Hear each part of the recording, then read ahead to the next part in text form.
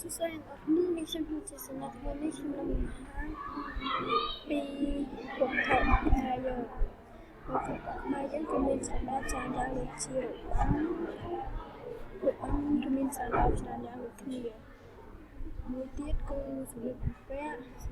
មានច្រើនខ្ញុំជ្រើសរើសយកតែមួយយកមកបង្ហាញទី3គឺ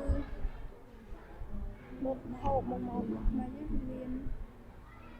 អាម៉ុកសម្លការីនិងសម្លផ្សេងជាច្រើនទៀត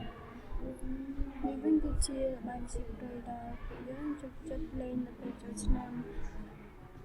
នេះវិញគឺជាសម្ភារគឺមាន5យ៉ាង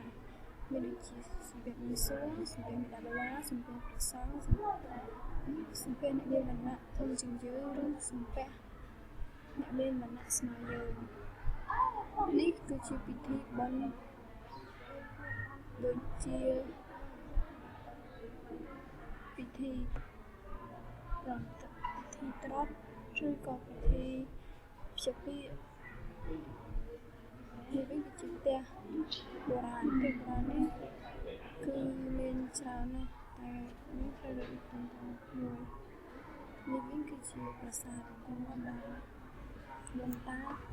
ជំនាន់ក៏បានកសាងហើយសតវត្សជាស្នាដៃ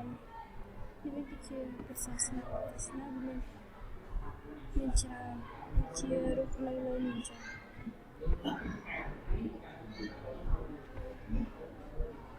ហើយនេះខ្ញុំសូមអរគុណសូមជម្រាបលា